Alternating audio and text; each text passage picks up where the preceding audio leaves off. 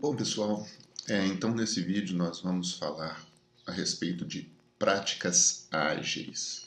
Práticas ágeis se tornou a maneira de se desenvolver software nos últimos anos, na última década, por exemplo. Praticamente não há equipe de desenvolvimento de software que não tenha, ao menos, considerado o uso de práticas ágeis. E isso, inclusive, nós vamos mostrar nesse vídeo de hoje, que isso vai até além das equipes de desenvolvimento de software. Olha que interessante, há mais de 500 anos antes de Cristo, ou seja, há muito tempo atrás, Heráclito, filósofo grego, falava que a única constante no universo é que o universo está sempre em mudança, ou seja, as coisas estão sempre mudando. Isso é a única constante. Ou seja, e isso é extremamente importante ao considerarmos o contexto, né, que nós vivemos hoje. Ainda não considerar a mudança como um elemento central das nossas vidas hoje é ficar para trás. Bom, mas o que isso tem a ver com projeto orientado a objetos? Olha, tem tudo a ver. Se o ambiente como um todo muda, os programas vão ter que mudar. Se os programas têm que mudar, eles têm que estar extremamente adaptados para isso, que é o que nós já estamos falando há algum tempo. Então, o nosso programa orientado a objetos, ele tem que ter um design que permita mudança ágil, mudança rápida. E é sobre isso que nós vamos falar hoje, nesse vídeo aqui, especificamente sobre essas práticas na engenharia de software que influenciaram a maneira, inclusive, como nós vamos projetar e evoluir programas orientados a objetos e quais vão ser técnicas importantes nesse processo de desenvolvimento ágil. E aí nós vamos falar, por exemplo, de a importância de duas técnicas em particular, que vão ser os dois vídeos na sequência, que são principalmente a prática de refactoring, que tem tudo a ver com essa questão nossa de design orientado a objetos, e falar também a respeito da importância de testes unitários. Como vocês devem já ter percebido, né, eu sempre gosto muito de entender o significado das palavras, né, relembrar o significado das palavras, até porque ágil é um significado bastante simples, né, quando nós falamos de pessoa, uma pessoa ágil, aquela pessoa leve, né, uma pessoa flexível, né, nós já lembramos desses movimentos aí, né, de pessoas que conseguem se autossustentar, o próprio peso do corpo, né? Os movimentos ágeis também são movimentos rápidos, uma mente ágil, uma mente rápida que responde rapidamente, né? E isso tem, de fato, tem tudo a ver. Foi uma palavra que foi escolhida para essas práticas de desenvolvimento de software, não à toa, né? Então vamos ver como que essas práticas conseguem ser de fato ágeis. Ao falar de práticas ágeis, nós temos que começar necessariamente com o manifesto ágil. Foi esse manifesto ágil? História interessante, né? Em 2001, fevereiro de 2001, 17 pessoas muito influentes aí na comunidade de, de desenvolvimento de software, de metodologia de software, as pessoas se reuniram em um resort de esqui nas montanhas de Utah, né, para elaborar um manifesto, ou seja, elaborar um documento que mostrasse valores e princípios de desenvolvimento ágil, né? Os valores são esses aí, e eles chegaram nesse documento, publicaram e se tornou um marco bastante influente nas metodologias que viriam a seguir no início aí desse novo século, né? E eles propuseram 4 valores, né? Indivíduos, interações, indivíduos e interações.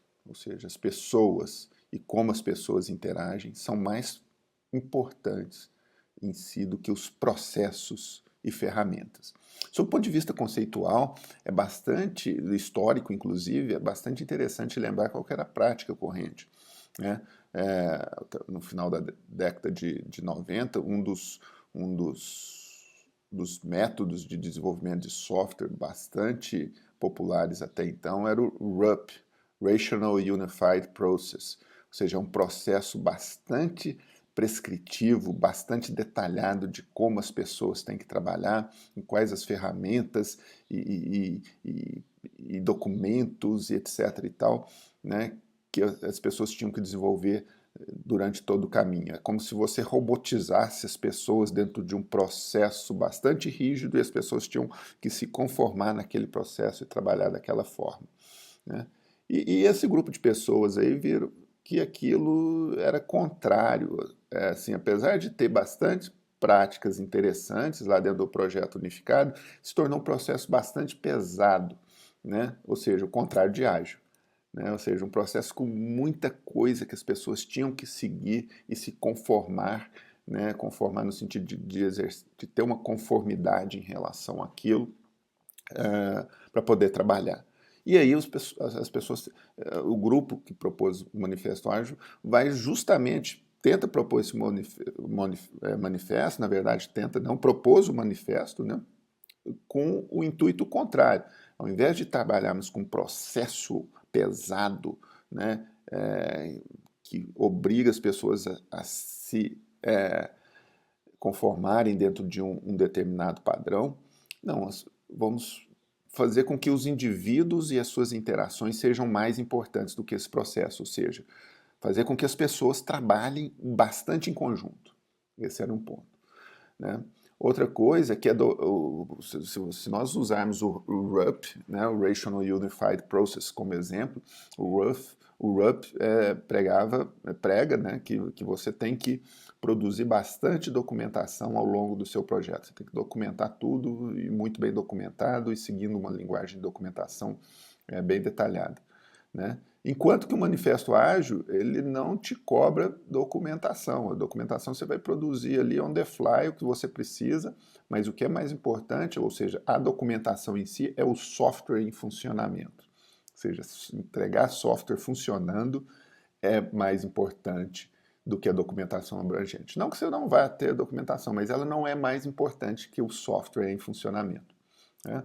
Outro ponto é que ao invés de você ficar preso em detalhes de contrato e eu só vou fazer o que está no contrato, colabore mais com o cliente, seja flexível com o cliente na proposição de inclusive novas características que não foram pensadas de antemão. Porque uma das grandes dificuldades dentro de engenharia de software é estabelecer requisitos precisos no início do projeto, ou seja, antes do início do projeto, na verdade, né, porque você vai estabelecer um contrato, você tem que estabelecer o que aquele projeto ali vai fazer antes de ter começado o projeto propriamente dito. Isso é extremamente difícil você conseguir acertar isso, né?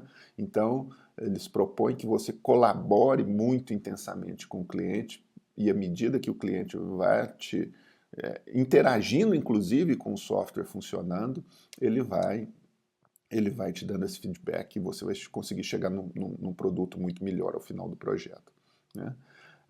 Responder às mudanças, mais que seguir um plano. Então, quer dizer, quando você tem um processo rígido e bem definido, você estabelece um plano de antemão, né, e segue rigidamente aquele plano. No Manifesto Ágil fala, olha, não se atenha tanto a isso, porque as coisas vão mudar ao longo do caminho. E as coisas mudando ao longo do caminho, você também tem que responder a essas mudanças, você também tem que mudar de acordo, né? Então, esses são os 4 valores do Manifesto Ágil. As pessoas que desenvolveram o Manifesto Ágil colocam ele bastante como uma filosofia, né? Não tem práticas rígidas. E sendo uma filosofia, ela pode se aplicar não só a desenvolvimento de software, mas em diversas situações da vida e por que não, de situações empresariais. Vamos escutar um exemplo aqui do CEO do BTG Pactual, Banco Digital, falando sobre ser ágil, sem citar um manifesto. Olha o que ele está falando sobre agilidade, sem falar em agilidade.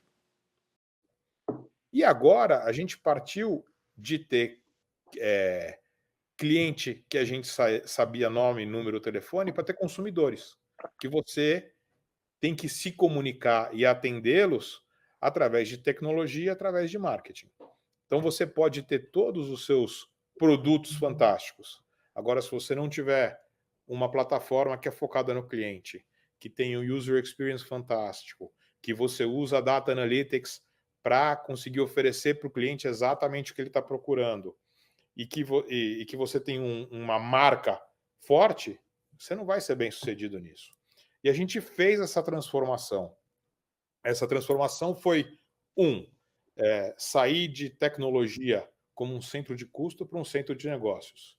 Então, com isso, o percentual da nossa equipe de tecnologia mudou dramaticamente. Não só o número, mas a gente teve que investir muito em qualidade, liderança, metodologia. E aceitar coisas que a gente não aceitava. Se você falasse comigo pré-digital, a gente só ia lançar um produto novo quando tivesse tudo pronto e testado. À medida que você aceita ir para o mundo digital e se comportar como uma startup, você aceita lançar o BTG Pactual Digital só com fundos, como a gente fez. Não tinha renda fixa, não tinha tesouro direto, não tinha home broker. E você aceita ir fazendo essas movimentações aos poucos. Se você falasse com o Salute de 2012, ele ia falar, não, só posso lançar tudo quando tiver tudo 100% completo. O Salute de 2016 fala, não, vamos em frente, vamos ouvir o cliente está fazendo, o cliente está falando, e vamos adaptando o nosso produto e melhorando ele toda essa semana. Então é uma mudança de mindset, uma mudança de postura que também implica em mudança de contratação. Era muito fácil para a gente recrutar antes, né? Pré-2015, então vai o seguinte, vai nas melhores faculdades de engenharia, economia e business, recruta os melhores alunos e alunas, e beleza. Agora não, você precisa do especialista em SEO, você precisa do designer, você precisa do data scientist, do data engineer, você precisa de um novo skill set que é fantástico, que faz o banco um lugar muito mais diverso, muito mais interessante, muito mais dinâmico. Vocês conseguiram perceber na fala do CEO do BTG valores ágeis sendo aplicados na estratégia de condução do banco? Né? Além desses 4 valores que foram propostos no Manifesto Ágil, as pessoas propuseram também 12 princípios, de modo a orientar mais especificamente a questão de produção de software. Né? Bom, vamos passar aqui por esses princípios. Princípio 1, né? Satisfazer o cliente. Né? Ou seja, só faz sentido você produzir um software se o seu cliente ficar satisfeito. Né? E como você vai conseguir satisfazer o cliente? Sempre entregue, entregue, entregue, continuamente e rapidamente. Né? Esse é o princípio 1. Segundo princípio, mudanças nos requisitos são bem-vindas. Veja aquilo que eu falei. É importante entender isso. Nós estamos falando em 2001. Até então, sempre uma grande preocupação era que mudanças nos requisitos eram muito mal vistas. Por quê? Atrasava o projeto. Você muda o requisito, você está desenvolvendo o projeto. Gastou um esforço enorme, meses de trabalho ali. Mudam os requisitos, o custo da mudança é altíssimo. Você tem que desfazer o que você fez, refazer o que você fez, você vai introduzir eventualmente erros. Então, até então, mudanças eram a principal dor de cabeça de equipes de desenvolvimento de software. O Manifesto Ágil quebra essa característica, falando que mudanças são bem-vindas. Olha que interessante. E você deve tirar vantagem dessas mudanças. Por quê? Porque mudanças podem gerar uma vantagem competitiva para o cliente. Então, elas são bem-vindas, você vai introduzir elas no seu sistema, né? e o cliente vai tirar vantagem delas. Né? Bom, Princípio 3, entregar frequentemente software funcionando. Com poucas semanas, no máximo poucos meses, você vai entregar versões novas, né, que está relacionado com o princípio 1. Se você, para satisfazer o cliente, você precisa entregar sempre, né, entregar continuamente, frequentemente. Né?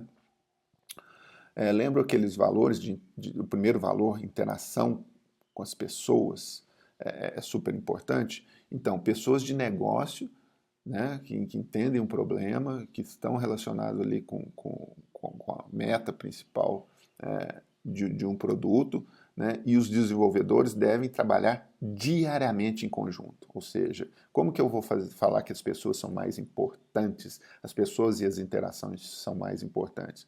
Elas têm que trabalhar em conjunto, não pode fugir um do outro. Encontra uma vez, define os requisitos, depois só vai encontrar no final do projeto. Não. Encontro contínuo é necessário. O quinto princípio do Manifesto Ágil fala que as pessoas têm que estar motivadas e elas têm que, de certa forma, se automotivar, encontrar motivação.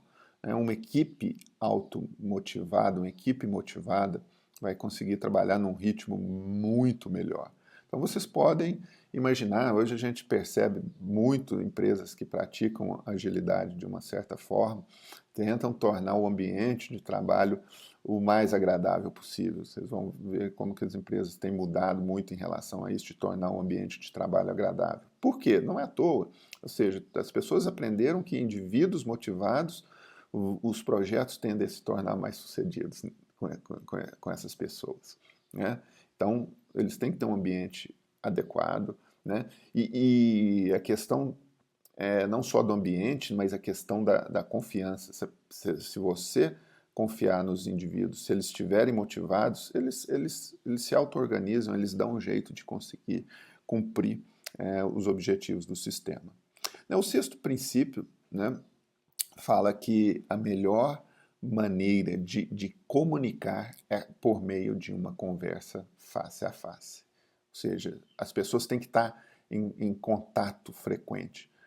Vocês podem até olhar nos ambientes de trabalho, aqueles ambientes de trabalho mais abertos, ao invés de cada um na sua salinha, justamente para favorecer isso. Isso não aconteceu do nada. As pessoas entenderam que ambientes abertos favorecem essa conversa face a face e, portanto, começaram a praticar isso. Né? Como que nós sabemos se estamos progredindo, né, na conclusão de um determinado projeto? Né?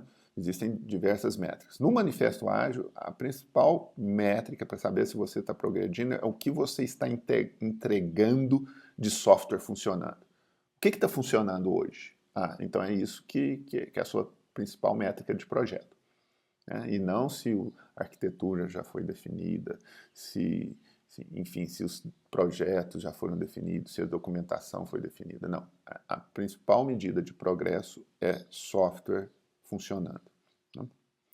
O princípio 8, né, fala que processos ágeis têm que promover o desenvolvimento sustentável. Ou seja, o que é o desenvolvimento sustentável? As coisas têm que acontecer por si só, naturalmente, em um ritmo constante, indefinidamente. Vocês não podem colocar o ritmo no estresse. Vamos trabalhar muito nesse início aqui e esgotar as pessoas, esgotar o ambiente, esgotar as relações e depois entrar num declínio. Não, o ritmo de produção ele tem que ser constante e sustentável ao longo do tempo.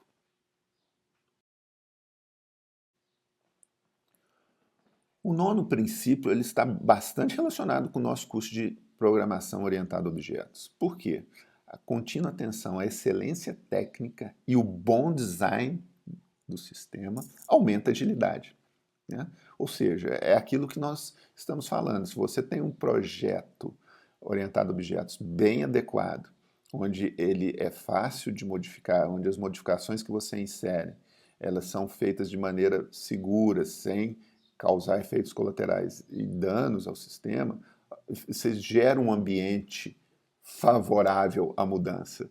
seu sistema tem menos débito técnico, menos smells, você cria ali um ambiente favorável para as pessoas saberem, olha, eu posso mudar isso aqui com segurança, que a mudança, ela é sua amiga, entre aspas, né? No Manifesto Ágil, não entre aspas, ela é amiga mesmo, você tem que ser amigo da mudança, e para conseguir fazer mudança você tem que ter um bom design. Então perceba a importância de projeto orientado a objetos dentro desse contexto ágil. É esse o ponto, meu objetivo aqui ao falar de Manifesto Ágil, para motivar a importância do nosso design orientado a objetos, né? Ou seja, vamos com o princípio 10, olha, falando da simplicidade, ou seja, você não, aí já entra inclusive uma relação com aqueles smells que a gente viu, né, lazy, os dispensables, né? Você não vai colocar gordura que você não precisa. Para você ser ágil, você não pode ter gordura, né? Não é isso?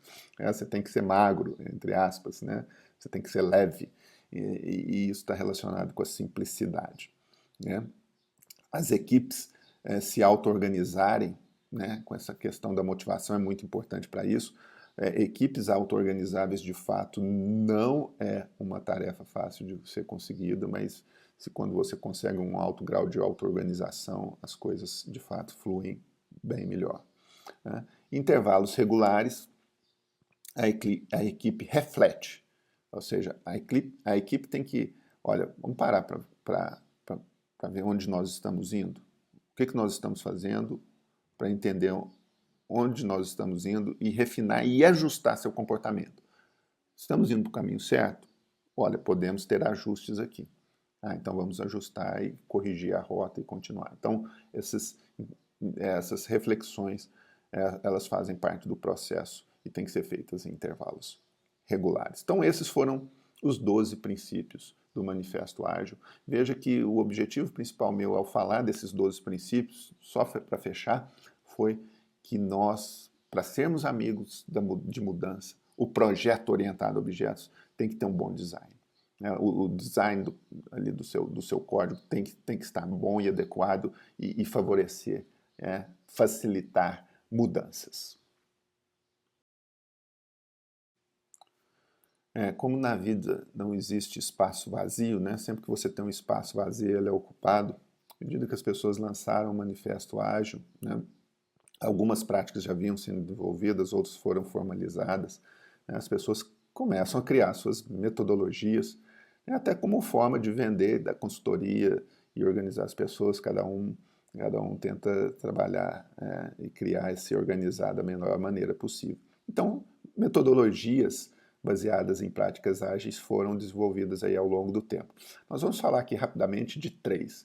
Extreme Programming, Scrum, que vocês já devem ter ouvido falar, que é extremamente utilizado e adotado, práticas Scrum nas diversas equipes de desenvolvimento de software, e desenvolvimento de software Lean.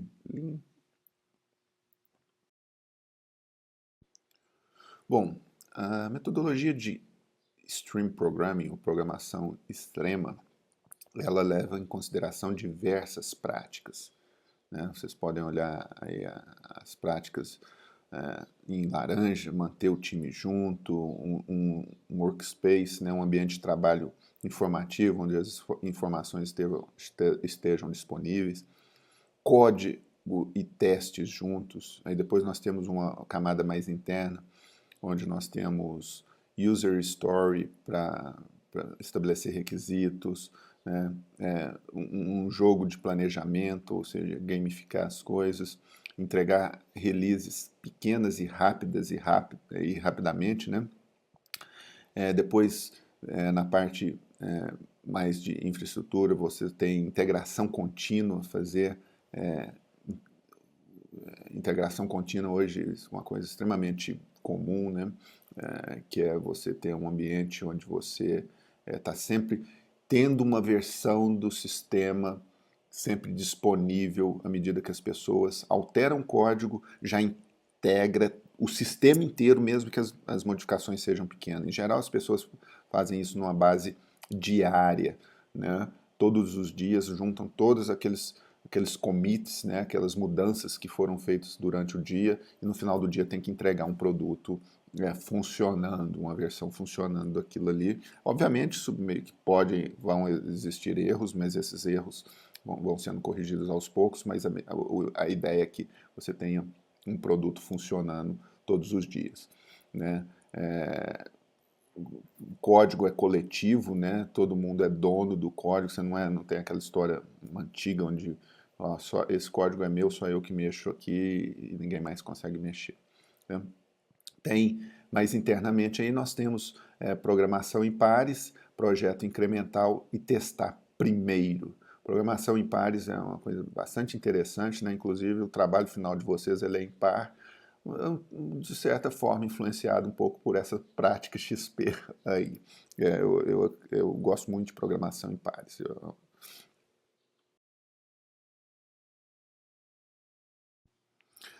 Eu quero chamar a atenção aqui de uma prática, né, XP, que está estreitamente relacionada aqui com o nosso curso de programação orientada a objetos, que chama design incremental, projeto incremental, né? E veja que uma das ferramentas para fazer o design incremental é fazer o refactoring, que é o nosso próximo vídeo, vai ser a respeito de refactoring. E o que significa isso? Olha, então nós temos que o design orientado a objetos ele não vai ser feito em um formato Big Bang. Olha, você faz o design da sua classe, do seu sistema inteiro e aí sai programando seguindo rigidamente aquele design. Não, o design ele acontece ao longo do tempo, por isso que chama design incremental. Você começa o sistema pequeno, não sabe muito bem onde vai ser o design, ou até sabe, né, mas já vai dando uma direção, mas não necessariamente precisa saber. E à medida que você observa que o design não está legal, você vai usar essa ferramenta de refactoring, refatoração, né, para reestruturar o seu design, o seu código, produzindo um design melhor. Então, o seu design vai estar num processo de evolução contínua, de melhoria contínua do design. Essa é uma prática XP. E para fazer isso, nós estamos falando em melhoria contínua do design orientado a objetos. Olha, então nós temos que criar bons projetos orientados a objetos e saber reconhecer quando eles não estão bons e saber como modificar de tal forma a melhorar esse design orientado a objetos. Tudo a ver com o nosso curso de programação orientada a objetos aqui.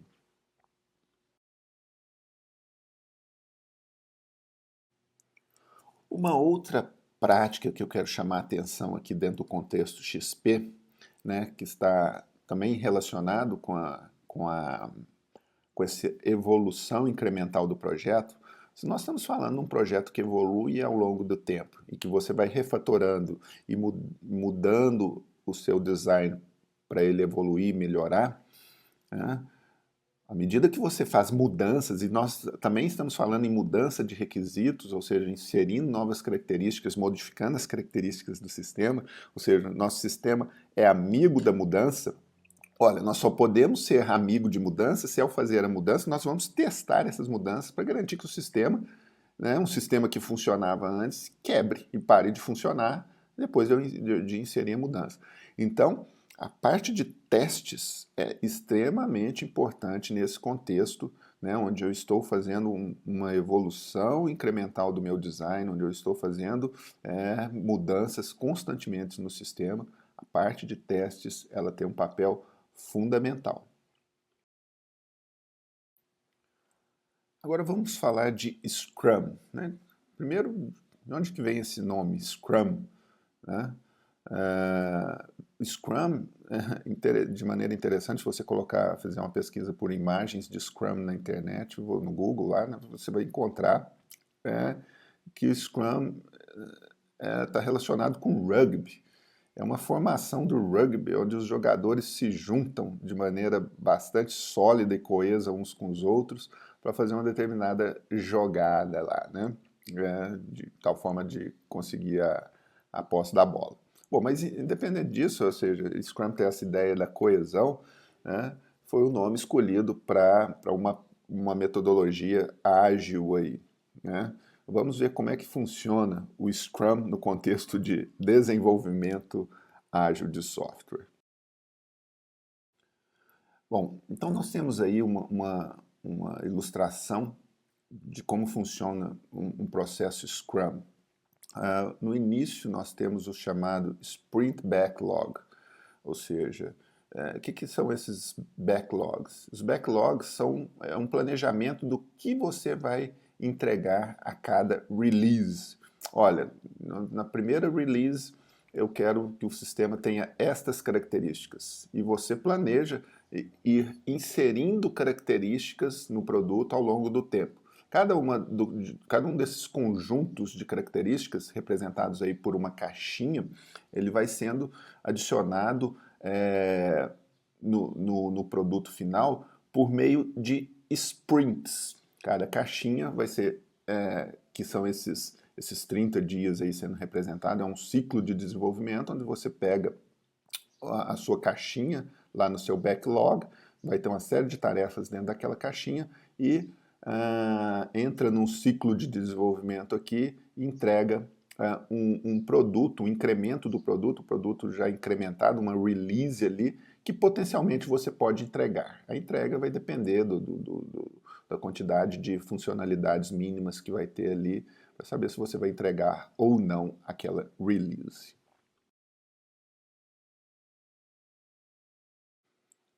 O sprint, então, o sprint tem essa característica, né? O sprint, você está numa corrida, né? Você dá aquele sprint, aquela corrida final ali para poder chegar em primeiro.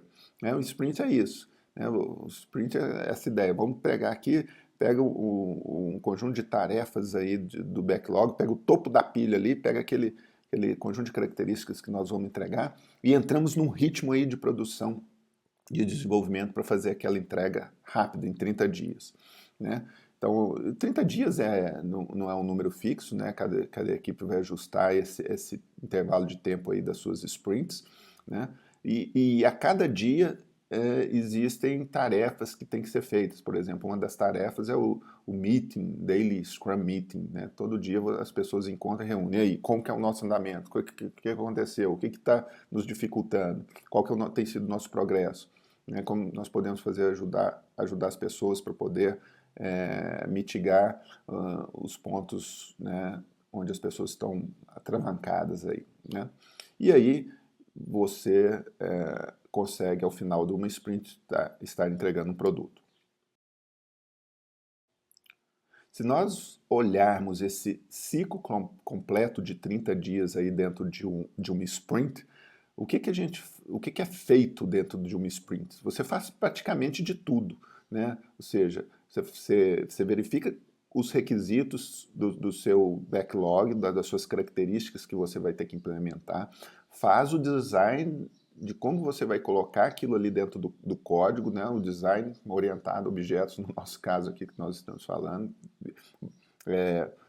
planeja um design aí do seu código, codifica propriamente dito e testa para saber se aquilo ali está funcionando, se no final do ciclo da sprint você vai ter o produto de fato que funcione. Né?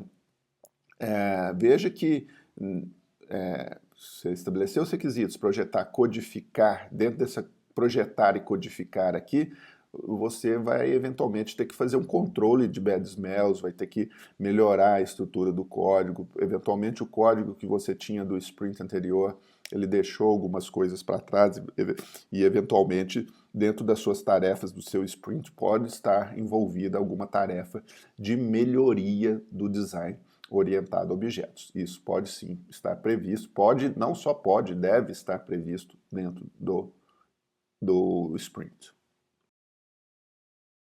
Então mostramos aí que refactoring e bad smells e testes são parte importante do Scrum.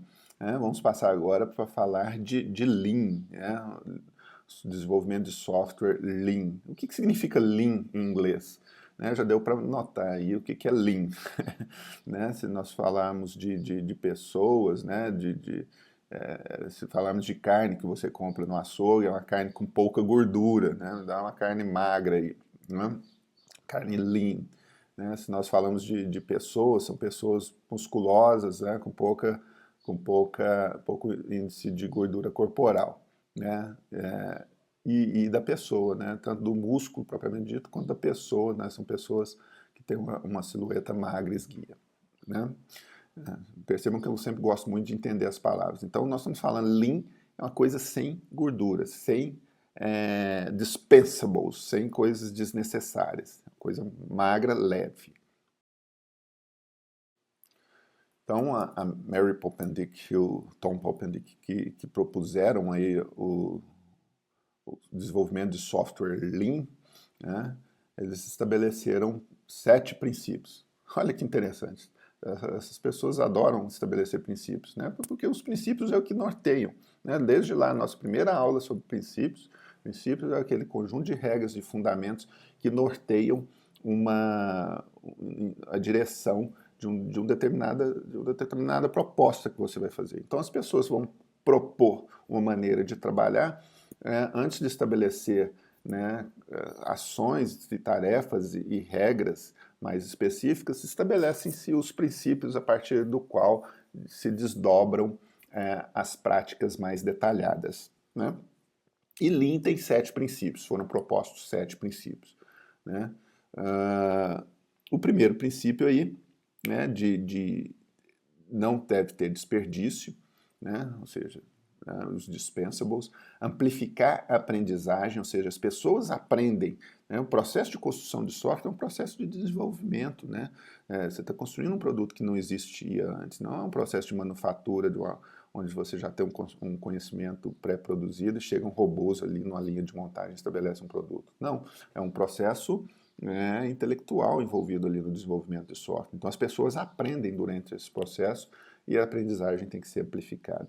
Né, decidir o mais tarde possível vai em direção àquele ponto que eu falei, que em geral os requisitos não estão muito claros no início. Se os requisitos não estão muito claros no início, se você toma decisões com base em requisitos difusos, em requisitos obscuros, pode ser que você tome a decisão errada. Né? Então, tome a decisão quando você tiver todas as informações na mão, e essas informações na mão, elas podem não acontecer de antemão. Então, você vai adiar a tomada de decisões até que você tenha as informações disponíveis claras. Né? Entregue o mais rápido possível, que está relacionado com aquele princípio ágil básico. Né? Capacite a equipe, ou seja, está relacionado com a aprendizagem. Né? A equipe tem que estar automotivada e capacitada. Construa com integridade e veja o todo. Né? Vamos ver esses princípios 1 e 6, aí, em um pouco mais de detalhe, eu marquei eles, que talvez tenham a ver com o nosso projeto orientado a objetos. Então, entre os princípios de desenvolvimento de software Lean, talvez o mais importante seja a questão da integridade. O sistema tem que ter integridade, tem que ser desenvolvido com integridade. Existem 2 formas de entender integridade. Uma é a integridade percebida, que é aquela que é sobre o enfoque do usuário. Como que o usuário enxerga a integridade do sistema? A integridade sob o ponto de vista externo. Né? Ou seja, como o sistema opera, ou seja, o sistema ele tem uma consistência na forma de operação, como ele é entregue? O sistema tem uma consistência na forma em que ele é entregue, as entregas são estabelecidas de maneira, de certa forma, uniforme, consistente, íntegra ao longo do tempo. Como o sistema é dado manutenção nele? Será que a manutenção ocorre esporadicamente ou ocorre de uma maneira bastante periódica e consistente? O preço, relação com problemas de negócio, ou seja, isso é integridade do ponto de vista externo. Agora, talvez a parte que mais nos interessa aqui em programação orientada a objetos é a integridade conceitual. Como que os componentes individuais do sistema funcionam bem quando eles estão em conjunto? Ou seja, uma coisa é os componentes funcionarem bem isoladamente, mas na hora que você coloca aquilo ali tudo junto, aquilo funciona bem de maneira íntegra. Ou seja, um componente funciona bem isoladamente, mas quando você coloca ele para funcionar com o outro, os dois entram em conflito, dão algum problema de execução ali. Isso seria a falta de integridade. né? Então, se os componentes são íntegros e funcionam bem juntos como um todo, eles também devem ser flexíveis. Flexíveis para quê? Para poder alterar facilmente, fácil manutenção, né? Sempre que você precisa corrigir alguma coisa, ou até mesmo evoluir alguma coisa ali, as mudanças têm que ser fáceis de serem feitas, né? Então, o projeto, o design do seu sistema, em termos arquiteturais, em termos de design, uma granularidade mais fina ali, até mesmo nível de código, eles devem ser consistentes com todo o processo, né? Então isso, olha, veja a importância aí do design orientado a objetos dentro das práticas também de metodologia Lean. Então, de novo, nós vamos motivar duas práticas aí com metodologia Lean. Assim como fizemos com as outras práticas XP e Scrum, vimos que elas dependem bastante dessas duas práticas. Vamos mostrar que Lean também assim depende dessas duas práticas. A primeira prática é de refactoring, né, que, como eu já disse, vamos falar no próximo vídeo, né? Se integridade conceitual requer que a arquitetura, o design do sistema seja flexível, de fácil manutenção, olha, uma das maneiras mais razoáveis de se chegar a essa integridade é por meio de refatoração.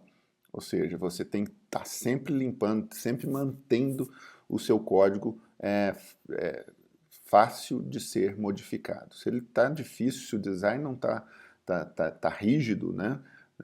Não te deixa modificar o sistema, você precisa, é um sinal que você precisa refatorar. E refatorar é exatamente esse trabalho de você tornar o design mais propenso à modificação, menos rígido, né?